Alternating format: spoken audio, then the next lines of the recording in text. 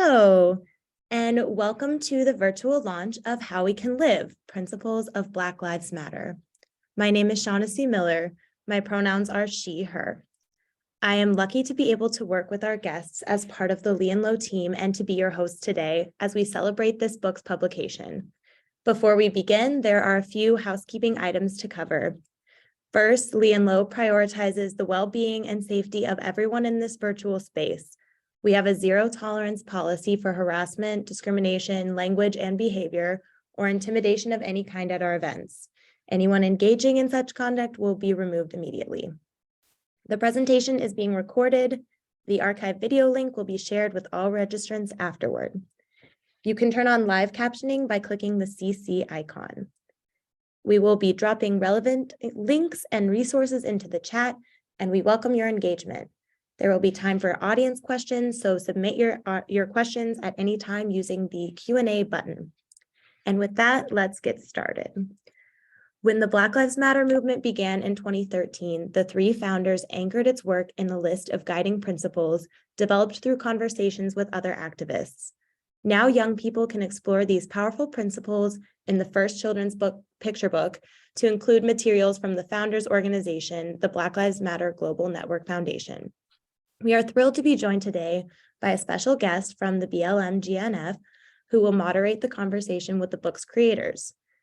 Cicley Gay brings 20 years of nonprofit and philanthropic experience to her role as founder of The Amplifiers, a social enterprise standing at the intersection of cause and communications, and board chairperson of the Black Lives Matter Global Network Foundation. She is a former recipient of the Catalyst Award from the Global Center for Social Change through Women's Leadership, was recognized as one of Georgia's 40 Under 40 in 2017, and awarded a Spanx Red Backpack Grant for women's entrepreneurship. Cicley is proud to be the daughter of two educators. Welcome, Cicley. Thank you all so much. I am Cicley Gay, and it's true. I'm the daughter of educators. I am a mom and a grandma to a baby girl. It is my commitment to their futures and to our community that undergirds and informs my service as the BLM Global Network Foundation Board Chair. At BLM GNF, we are indeed building the largest philanthropic abolitionist organization to ever exist, led and run by Black people. And that means making strategic investments in advocacy, community, arts, and culture. But we know that Black Lives Matter belongs to us all. And so yes, it is an organization, a network of organizations, in fact. And yes, it is a movement. And so BLM in schools is a demonstration of our collective power and what we can grow from if we lean into our strengths, honor our gifts, and create impact right where we are. How We Can Live sits beautifully at the intersection of all of BLM GNF's core values. I admire teachers so much. I believe they're heroes. And some of my fondest memories as a child are actually helping my own mom decorate her classroom each summer in preparation for the upcoming school year. So much is the same about the energy from those times, and yet so much about our classrooms is different, from how our young ones are being taught, now virtually, to what we know they must learn, right? And so I am grateful for the two people you will hear from today. I too have learned from them, and I'm even more excited to elevate their work, and so welcome. First, Laleña Garcia, who has been teaching children in New York City since 2000 and educators across the country since 2017. How We Can Live grew out of her work with Black Lives Matter at School, a coalition of educators and parents striving for racial justice in education. She's a graduate of Yale University and Bank Street College of Education. She lives in Brooklyn.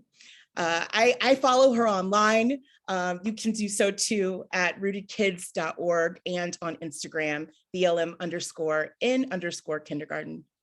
And Caryn Davidson, who studied anthropology and visual art at Brown University. She received her master's in arts education from NYU. Since the start of her career in education in 2004, she founded and developed the arts programs at 3 public schools in NYC and led initiatives to promote culturally relevant pedagogy and social just practices within those school communities. She's a steering committee member of the BLM at NYC Schools Organizing Group, and a designer for the National BLM at Schools movement. Caryn teaches art at the middle school level in Brooklyn, New York. So we're going to be asking her about her artistic designs, which many of you have seen. And that's where she also lives. You can visit her online at Caryn with a C, Davidson.com, and on Instagram at Caryn_arts. Welcome. All right, let's dig in. I see you both. So you're both educators in New York City. We talked about your extensive experience at many levels. Laleña, how did you two actually get connected? Hi, so exciting to be here. So I met Caryn at an organizing meeting for Black Lives Matter at School in New York. So a bunch of my educator friends had gone to Free Minds, Free People, which is this absolutely incredible like education for liberation conference that is countrywide. And people came back really excited about how we were going to do Black Lives Matter at school. And I went and I met Caryn. We were doing different things. Like I was working on how to teach the principles to young children. Caryn was doing the arts, and the picture that she drew just for like the general graphic was of a Black girl with purple hair and glasses. And that it wasn't actually me, but I felt really seen. And I grew up in a time when I didn't see myself reflected in children's books, in movies, just really anywhere. And so it felt really meaningful to me. And then because we're a pretty tight group, we just all got together, and Caryn and I started working on this project together. Caryn, did I miss anything? I keep having a visual of us in the Starbucks across the street from the Grad Cutie Center, because we were putting together a coloring book that we shared it for free nationally with this newly created network of educators. And yeah, so I always come back to those meetings where after a long day of teaching, we were showing up in a space with activists and educators, and it was a really powerful space to be in. So the art came from being really, really deeply inspired by the women and the folks around me in that room. So, maybe subconsciously that's where it came from. I don't know, but it did come at that time, that first visual. It's beautiful. It's certainly our benefit and our good fortune that happened. And I'd love to hear more about that Starbucks meeting. But I recognize it's been so fruitful what's come from it. And right from the start, I mean, some of that fruit is baked in. I mean, readers like me and others noticed an emphasis being placed on language and framing. Laleña, I know we talked a little bit about how you had 5- and 6-year-olds who were asking you some of these really complex questions. And you define Black Lives Matter right in the introduction. Can you tell us a little bit more about how those roles around language and framing played into your students, the lives of your students, and how you communicated with them, and also the broader BLM movement? Why was it important to define terminology in the book? Thank you. One of the things, like when I first walked into my very first Black Lives Matter at School meeting, what I noticed is that people who'd organized the meeting had put posters of each of the principals on the wall. And they invited us to do a gallery walk, which is something that a lot of educators use, where you walk around a room and you just look at things and you notice them. And then you talk to other people what you notice. And I thought, oh, well, if these are the principles of Black Lives Matter, clearly my job is to put this into kid-friendly language for young children. And what I noticed that was similar in what I was going to do and what I saw is that all of the principles are affirmative. And that's what early childhood educators do. So we don't say to kids, don't run, we say use walking feet. We don't say don't hit, we say hands are for like helping people, or use gentle hands. And all of the principles are affirmative. We're not telling people what we don't want. We're telling people what we do want. And I found that really powerful, because so much of abolition work is done in terms of, okay, we don't want these systems, we don't want these things, but what do we want? And that's where kids are so great. And I say this kind of in the end, is that kids imagine new systems and new stories. And kids think of things that are not carceral, that are not punitive. Kids think about things that are restorative. And so all of the principles are really rooted in what early childhood educators do in their classrooms. And so it felt really natural to me to do that work. And to Yeah. say, oh, well, of course, we're going to say, well, we want a society where we engage with people in loving ways.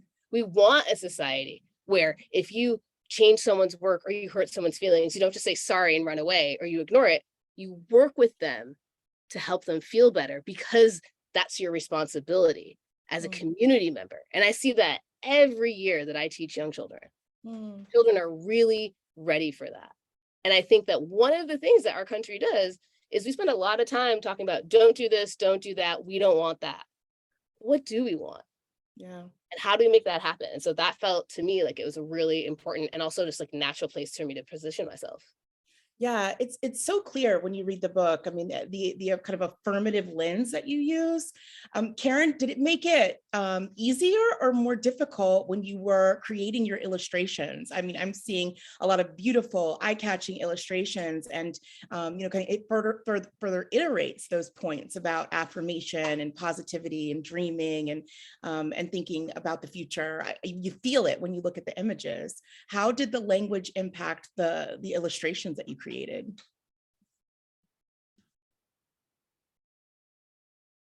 One thing I wanted to build on what Laleña had said is that I taught high school for 16 years after 2 years of middle school, and in applying principles or trying to and struggling to find ways to engage all of my students, particularly in my previous school, which was a multiracial setting, some classes of which were white dominated. In terms of defining language and terminology, I kept having to come up with secondary questions and prompts to facilitate more critical thinking and to make sure that students were connecting the principles to race. Because of course, principles like here we have Black villages, which is explicitly, affirming Black community. Whereas empathy, if you're not explicit about what that means with respect to Black Lives Mattering, and it's fine for kids to explore what that concept means. This book invites everyone to explore what these principles mean based on their positioning and their identity. But as particularly with older kids, they have already learned they've been programmed to like only respond to threats of punishment, or they have been programmed, already through years of living in this society and in our education system that's not abolitionist, that so I found that there was a lot more critical unpacking to do once you're at the high school level. And so when we were developing the visuals for this book, I was full-time teaching and I was locally organizing. So I am first and foremost an educator, but I'm an activist educator. So I've volunteered evenings working with parent equity groups. I've really supported the confronting of the ways racism shows up in New York City public schools, and in segregated spaces and so-called integrated spaces.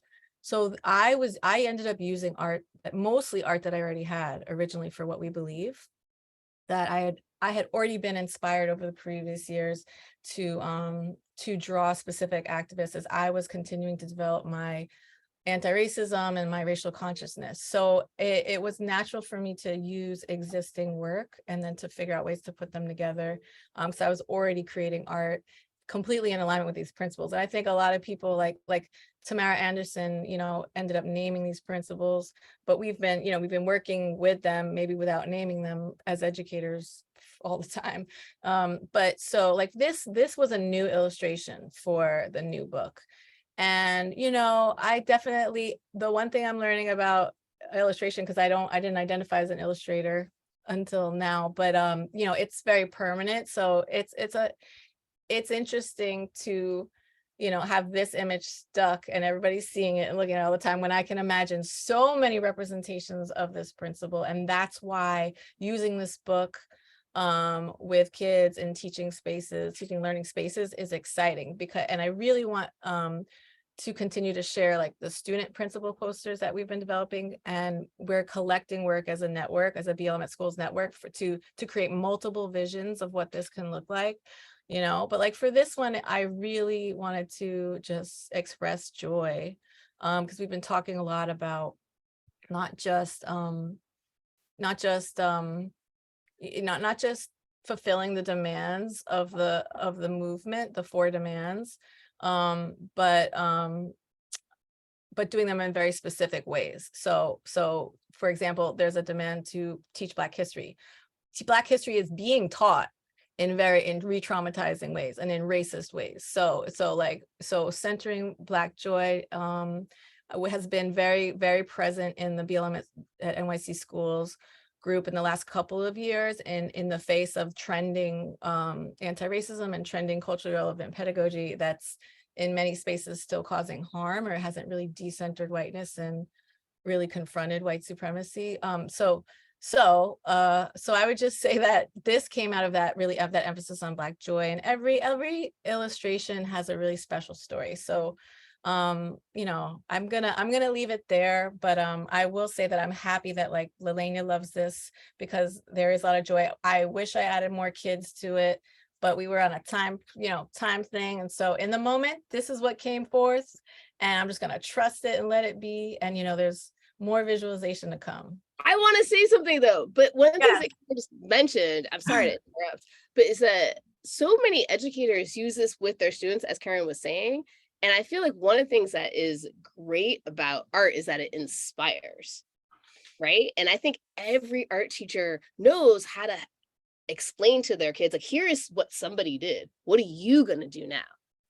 And I feel like one of the things that has been really rewarding to every educator who's worked with Black Lives Matter at school is about how, when we ask children of all ages, like, how would you draw or create something to show this principle? The things that kids come up with are beautiful. Like this t-shirt that I'm wearing, like I have stickers on my water bottle. Like, kids come up with amazing things, and it makes it really present for them and really applicable to their lives. And we get to see what kids are thinking about, and having kids of different ages work together, sometimes in groups, sometimes like all alone, and just think about a principle, think about how you would illustrate that, has been really meaningful. And then again, it helps kids really think about, how do I engage with this principle, which is what Caryn and I were really thinking about. Like, we don't just want to talk at kids and tell them things.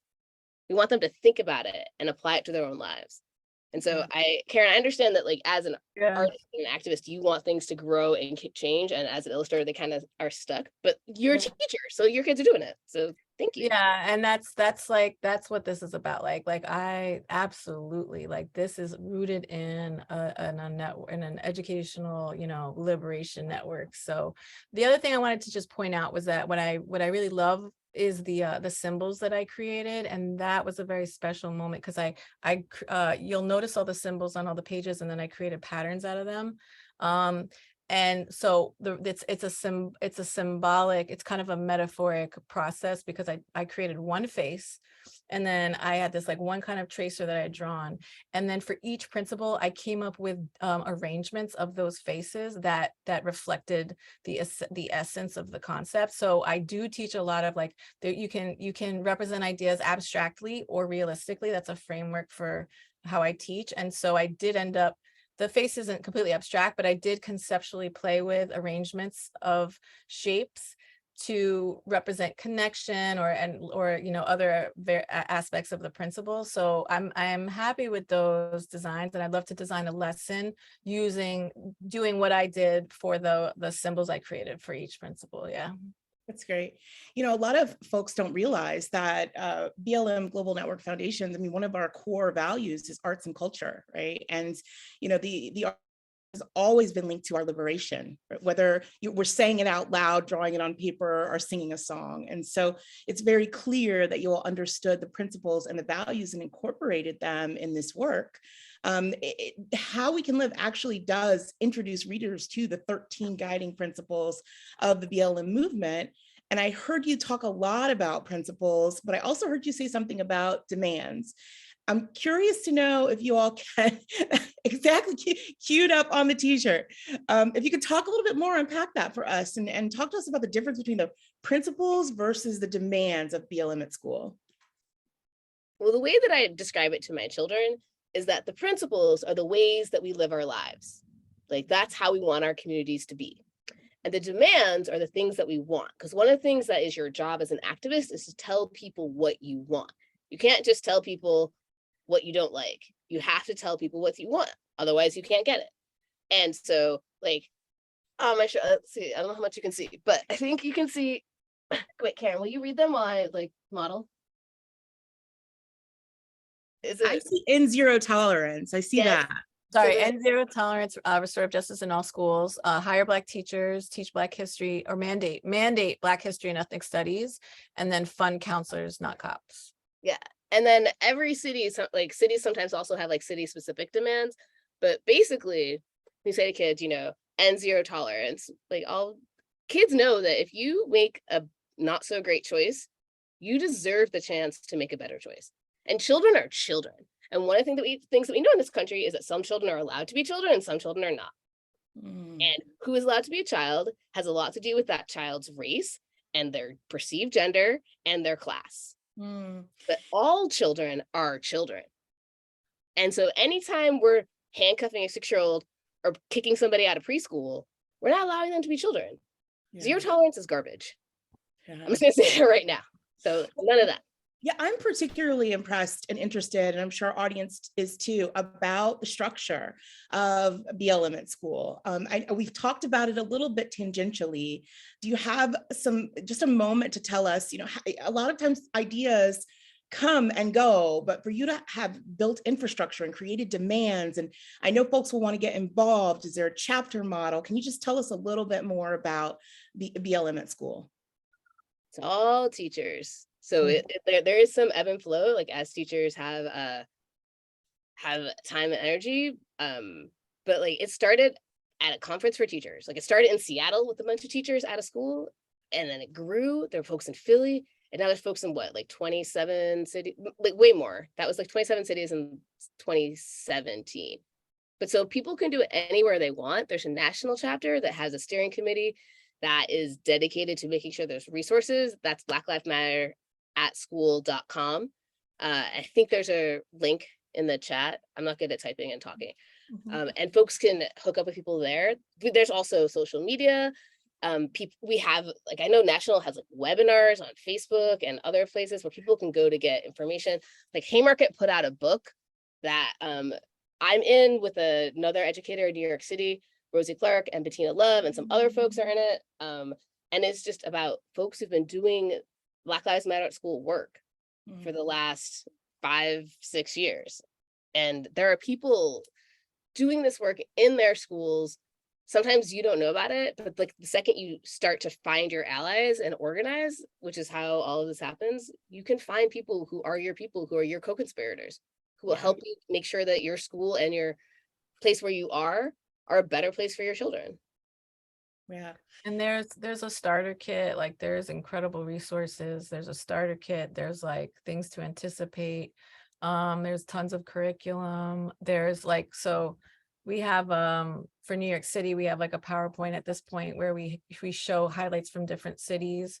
And we have all the kind of like the resource reference materials and some sample workshops around the principles. So we have tons of resources that we've just been creating as we're trying to teach it in schools. But in the book, so Jesse Hagopian, Tamara Anderson, Denisha is in it. So folks who have been really like, pioneer are celebrated in the book because they're the ones who've really created, translated the BLM movement into education. Yeah. And cities all over, like New York, DC, Philly, Rochester, I think Burlington, Seattle, Olympia. There's lots of, places I don't even know because I can only do so much as a teacher, but folks are really working together. And I think sometimes teachers are worried about the isolation of like how to teach this stuff in schools. And like, well, what if no one else is doing it? What if I feel scared? What if no one else cares? And there are people all around, like in Canada, people are here to help, definitely. It's beautiful. I mean, I heard you say something that really resonated me about how the teachers are taking the movement and turning it into educational practices, like really practical ways to work with their students. And I recognize that a lot of the reason is for that is that they're using the principles with their students. Can we talk a little bit more about your approach around integrating those principles, how they've evolved? And I'm really curious to know, if you find yourselves going back to a particular principle time and time again, or one that resonates more often. Laleña, why don't you start? Sure. I think we even have a slide of me actually teaching little kids. So I teach 5 and 6-year-olds, and people say, oh no, little kids, big ideas, everyone's head explodes. But look, here I am with a bunch of 5 and 6-year-olds. Nobody's head is exploding. They're all okay. And I will say that this is from when we're starting the week of action. So we talk about the principles all years long, and then we talk about the week of action as the time when we talk about the demands. So here I am talking about the demands, and this year's class, this particular year that's there, I just remember them being so clear about why we needed each of the demands, and very confused about why adults would not have already figured this out. Like, well, if we don't learn Black history, like, then no one will ever learn how to make the world a better place. Right? Police are experts on criminals, and teachers are experts on kids, and teachers go to teacher school to know about kids, but police don't go to teacher school. And if police are experts on criminals and they go to schools, they might think that the kids are criminals. And I watched this kid like come to that understanding of what exactly is the school to prison pipeline. Like, if everything you have is a hammer, everything looks like a nail, right? Like, cops don't know about 6-year-olds. Why would they? And here's a 6-year-old explaining why we don't need cops in schools. And so they're great. And when people say, like, well, what happens? So the next 2 slides are just, when I talk to kids, I'm like, when I say Black Lives Matter, what do you know? And these are the things that kids say. Kids already know about Black Lives Matter. They've heard about it. They live in this world. I think there's one more slide that says just like what people say. So this is just what kids say. And so I say, yes, Black Lives Matter is so that people can be treated fairly, because people are not treated fairly. And I remember when I was writing the introduction to this book, and my editor said to me, so like, how would you distill Black Lives Matter? And I thought about it. I was like, how would I? And then I came up with what I think is what Black Lives Matter means to me. And I wrote an introduction. It's like, when we say Black Lives Matter, it is a reminder and a promise. It is a reminder that in this country, Black people are still not treated the way that they should be. And it is a promise that we are making to have a world where Black Lives Matter, to have a world where Black people are treated the way they should be treated. And that is not scary. That is not age inappropriate. That is something that I deeply believe that every child and every person can work towards. That is something we can do. And every single one of these principles gives us a way to do that. And I will say that with little kids, the principle we come back to the most is restorative justice. And when I first did the kid-friendly language, I was straight up like, if you knock over someone's block building, you can't just walk away and say sorry. It really is, you have to help them fix it. And so all of the principles I think are really relevant, but that is the one that for kindergarten comes up the most. Is just how do we help repair something, and who gets to choose, right? Like, so one of the rules in my classroom is if you hurt somebody, they get to choose how you help them feel better. So if you hurt somebody, you don't say sorry, you say, how can I help you feel better? And then that person decides, like, maybe that person wants you to say sorry. Okay, maybe that person wants a hug. Maybe that person wants you to say you're never going to do it again. Maybe that person wants some space. Maybe that person isn't sure how you can help them right now. And that is really powerful. Yeah.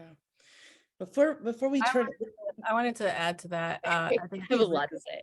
really, really important that when you're exploring these demands and these principles, that you're specifically applying them to your school community and your environment, and that they don't dwell in the abstract. And even if we are pointing at larger systemic issues, we need to examine the way that systems are being enacted by people in our day-to-day lives. So when I was working with high school kids, I was connecting the principles to segregation and integration. So if you're talking about Black women, and if white kids are choosing principles that they connect to,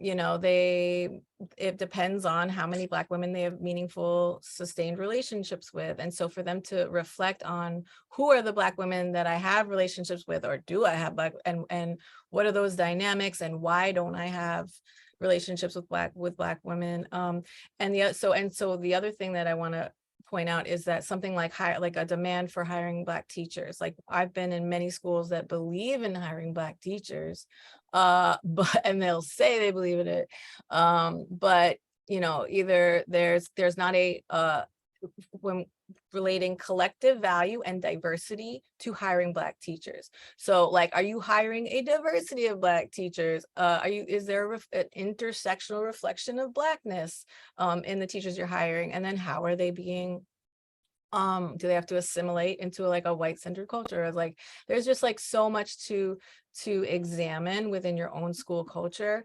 And so I think, like, relating the principles to some of the demands is a really incredible way of like giving the examples of what it looks like to not only hire Black teachers, but to uplift them and sustain them, and to make sure that that there's a diversity of Black teachers. And so I get like, so in New York City schools in particular, a lot has been co-opted. Restorative justice has definitely been co-opted. Restorative justice in some spaces is still harming Black and brown children. We're not even defining what it means, or we're not even defining it with respect to race. We're not acknowledging the anti-racist roots of it, or it's being talked about by white people who are coming in and presenting, not entirely, but I'm just saying, like, there's a lot to unpack when you're looking at the ways that the issues of the demands and the principles show up in your school space. You said so much. We could actually have like another 30 minutes on each of these talking points. I want to underscore a few of them. I mean, one of the things that you all both lifted up is about joy, right? And authenticity, really.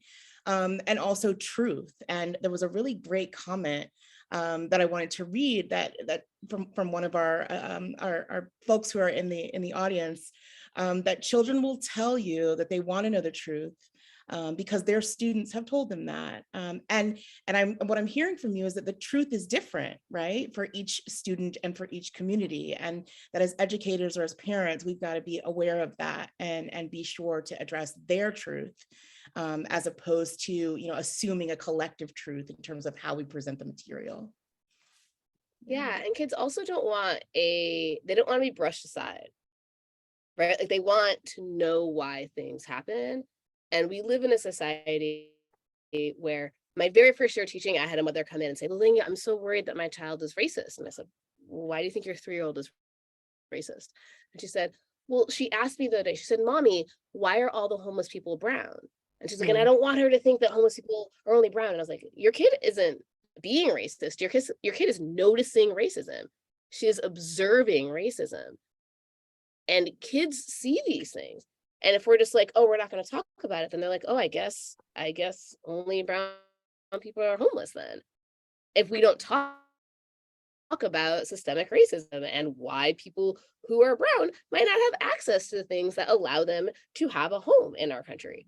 And we can talk about those things with kids in ways that are effective and honest, and then they can really believe us. Because if we don't talk about racism, if we don't talk about systemic inequality, they're going to see it around them because they have eyes. They're going to hear about it because they have ears, but they're not going to know what to think about it unless we help them. And they can think all sorts of really amazing things. But if no one ever gives them a chance to ask questions and answer them honestly, then what we're secretly saying is, oh, this is just the way things are and the way that things should be. And we're not going to change it, and we shouldn't change it. And that is doing our kids a disservice. And that's not a truth that anyone needs, because it's not actually true. I see Karen nodding her head. You have anything to add to that? I've just been thinking a lot about, you know, like a lot of people are embracing these values and embracing these principles. And then but the next question is, how are we, you know, transforming that into action in our everyday lives? So like everybody's empathetic, but with the people in your segregated life. So like speaking of like a homeless person, like what does it mean to lovingly engage with another human being, and to deconstruct the ways that dehumanization has been normalized? So like a lot of people, if you see a homeless person, might think, oh, they must have done something wrong to end up in that place. Like they're not consciously thinking that. They're empathic people, but they are not actually lovingly engaging with the human beings that they are encountering. We have been programmed, and there's a lot of you know, class related issues, but also in terms of like seeing the principles through a culturally specific lens. You know, like empathy can mean a lot of things, depending, like a lot of different things to a lot of people in the ways that they show empathy. So you know, I like I gave money to a charity, that's empathy. Like, so I just would say that like the reason I, as a white educator, artist, am here, and I've given myself to this movement, I've been engaged in racial justice work since I was in middle school, you know, like, and I'm doing the same work in segregated kind of racist systems that I was doing when I was in middle school. But now we've got this visionary framework to expand it on, which is really great. So the last thing I was just going to say, I can't remember what I was saying. Oh, damn it. There's a reason I brought up that I've been doing this since middle school, but I can't remember. I lost my train of thought. Probably because middle schoolers can do it. Yeah. Well, I heard you speak to, you know, kind of representation, right? And how we ensure that, okay, please continue. No, it was just about the cultural specificity of the principles, and like identifying, you know, your position in society, your race, your class, you know, the world that you're living in, and just like examining in relationships. And so the book comes out of like relationship, and like I am in this because I'm in relationship with people, with like people who are, we're in relationship creating this world according to the principles. So yeah, great. We're starting to get some really good questions in the Q&A, and I want to make sure that we have time for them, but I a few more, if we could just keep going a little bit. I heard you talk about the representation piece, right? And how young people are seeing themselves reflected in others and have lots of questions about that. Caryn, if you can just keep going a little bit more about your eye-catching illustrations, because we noticed that they're a mix of historical figures and modern day activists and everyday people. Did you have guiding principles in mind when you created those? You know, were you hoping to convey something particular as it relates to just how diverse literally the illustrations are? yeah, so this one in particular was created specifically to honor Zakiya Ansari, Tamara Anderson, Jesse Agopian, who's are literally living, you know, living these principles and doing the work all the time in various aspects of their lives. So Tamara codified the principles from the original BLM website, because they originally were kind of these 13 principles, which have now been condensed. But Tamara is a parent, an activist, an artist. So like we're I mean, the point is to like people, these specific people here, Ian Field Stewart, they are living these principles. So once you like, so I think it's just to inspire, you know, other folks to learn about who they are, to see the model, the example of folks, you know, living to create a liberated world and doing it in so many incredible ways, creatively, you know, politically, through education and otherwise. So this particular spread is definitely people who very specifically align with these principles and provide an example of what it means, how to live according to these principles. I love the title, How We Can Live. And so I wanted to touch on Samiha's question too, but I missed it. Samia is in my dedication. She's my former student, but I don't know if I missed the question from her because I just noticed the chat. So if anybody finds the question from her, let me know. Oh, I think she was asking if I was surrounded by POC. Well, like, so as a white middle schooler, and I think this is something, you know, like there's somebody who I encountered, a white grandparent wanted to give the book to their child and was like, well, my child's not going to see themselves in this book. And so I think a lot about my white identity and how, you know, I'm somebody who wouldn't even have that thought. Like I've developed to the point where it's like, there's no question that like, I want my child to read books and have that are majority, if not entirely, Black and BIPOC and POC. You know, like my child is connected to a lot of Black people through my friendships, my relationships, through just who we connect with in our community. And so I guess I'm living a integrated life. And so it's easier for me to understand how to integrate this book into my child's life. But for folks who are still unsure about how to relate this to white people, I think, like Laleña has said this before, I think like that's like, if you don't understand how this relates to your child, that's what I was trying to do at a high school level, was like, how does the principle of Black villages relate to you as a white teenager? And so there are no white individuals featured in the book as far as I can remember. The diversity page technically was like meant to represent diversity, like the principle itself was meant to definitely celebrate diversity within Blackness, but also diversity across racial identity. And so, but Can I interrupt for a second? Yeah. Caryn, I don't know if you've read any children's books lately, but like white kids are definitely gonna see themselves represented. Oh yeah, that's what I was about to get to. Like, they don't have to worry. It's gonna be all right. Yeah. There's lots of books that have white kids in them, and seeing yourself represented,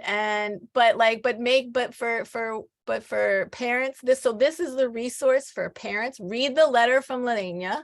If you don't know how to explain to your white children how this relates to them, just read the book. Like, so I really do think that this book is for young people, but it's very much for adults who weren't taught this when they were young and now need to actually relearn and unlearn.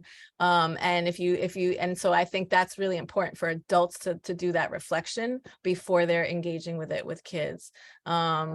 I don't know if I answered any questions, but it's great. And you know, what I know to be true, what we all know to be true, is that there's been an uptick of the number of book challenges across the country, right? I mean, literally banned book lists. And we talked about how to use this in, you know, diverse audiences, but what about if there's resistance? Like, what about for the people who are here on this call and they have questions and they're interested about using How We Can Live in their school, but they're concerned about the pushback or the resistance to it? I mean, I think really if you look at the text and be really clear about what you are doing with this book, if you look at any of the words in this book, it's gonna be hard for people to actually be worried about it, right? So people think, oh, you're talking about Black Lives Matter, and Black Lives Matter is like a movement that a lot of us think of as growing out of Ferguson, like it grew out of police brutality, and police brutality is scary. Right. Yes, police brutality is scary. However, this book is not scary. Like, the principles are not scary. It is not frightening for a child to be told that we should take care of each other. It is not frightening for a child to be told that we need to live in community and do better. Yeah. That's not scary. And so I think if you actually look at the text of this book, it is not scary. And will there be some people who are angry about it? Yes, there are. Are there people who are angry about the way that I teach math? Yes, there are. Are there people who are angry about the way that I teach gender or reading or writing? Yes, there are. But part of my job as an educator is to do what is best for the actual children in my care, and not just to make people happy, right? Because people are going to be angry about things that threaten their power. Yeah. Absolutely.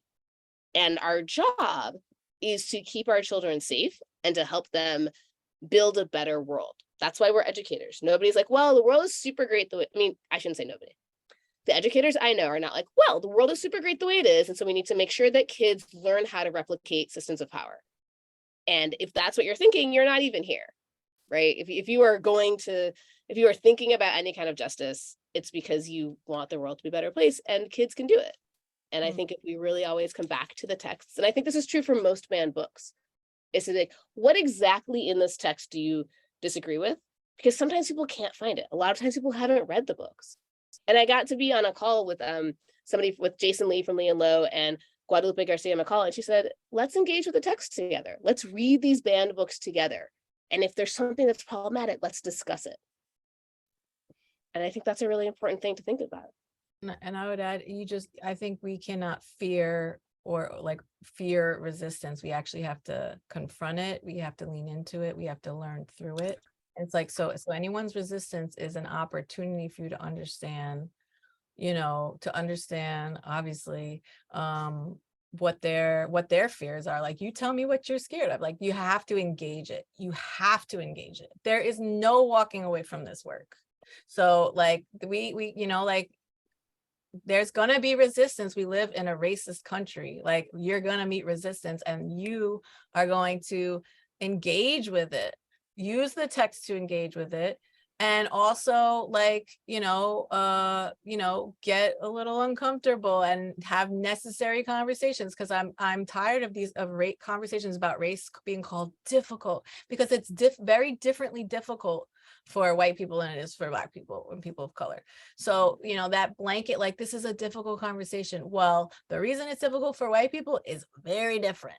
So it's not, so yeah, it's difficult and it's painful. And I think that this book should be used in affinity spaces too. And I think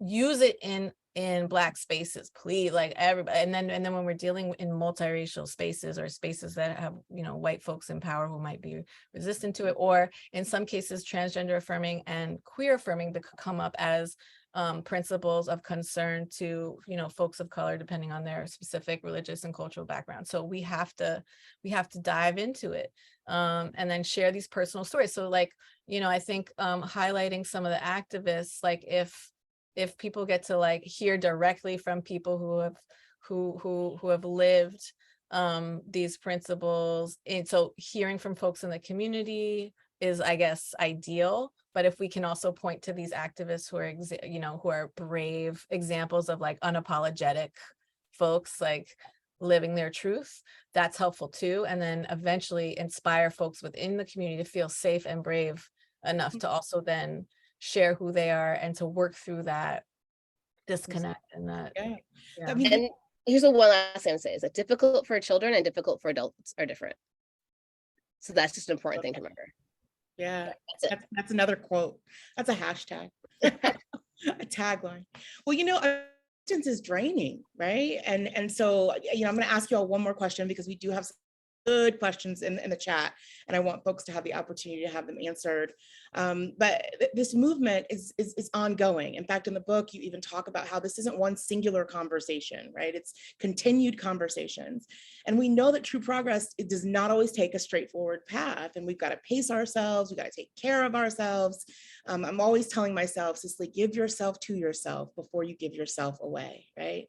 And as a funder, I'm also challenging myself. What happens when you fund the revolution, but not the recovery? And so if each of you could take just 1 minute as educators and creatives, and let our audience know, how do you prioritize your own well-being? How do you put your own armor on to keep doing this work? And how do you make space for reveling in joy and hope in your own lives? That is such a good question. I always think about how Audre Lorde was like, caring for myself as an act of political warfare. Maybe she said resistance, but I feel like it is an act of political warfare. And she said it's actually liberating. And it's liberating, right? I try to always, whenever possible, find the people that bring me joy, find the people that I can be with, and I feel like asking for help has been key, and learning how to say no and feel great about it. Like, I love saying no. And I love supporting people when people say no to me. They're like, no. And I'm like, great, I love a good no, because it just feels It feels actually empowering. And just the act of saying no feels good. And then saying no to someone else means I've said yes to myself. So not always, but sometimes, and that's important. Caryn, what about you? In my work life and life in personal life, I've been accused of being like an extremist because I don't compartmentalize anything. And I think that part of the reason that the world is so wounded is because we do compartmentalize things. So like, this is true only for this place, but everything's interconnected all the time. And so I would just say that it brings me great relief to wake up every day committed to accessing truth and to living out my purpose on this earth as long as I'm here.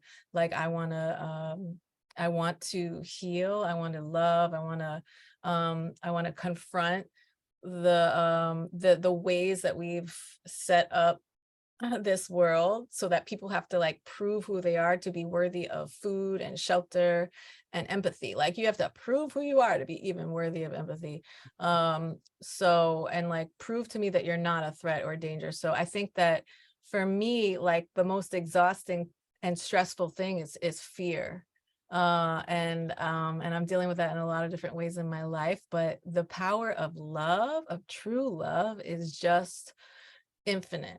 And I am so blessed to be, I've been teaching for 19 years. I never became an administrator and I never left teaching because I can't tell you how incredible it is to be interfacing with the next generation of humanity.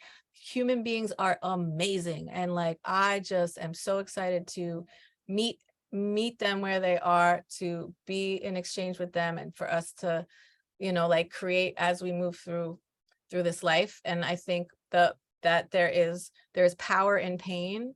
So,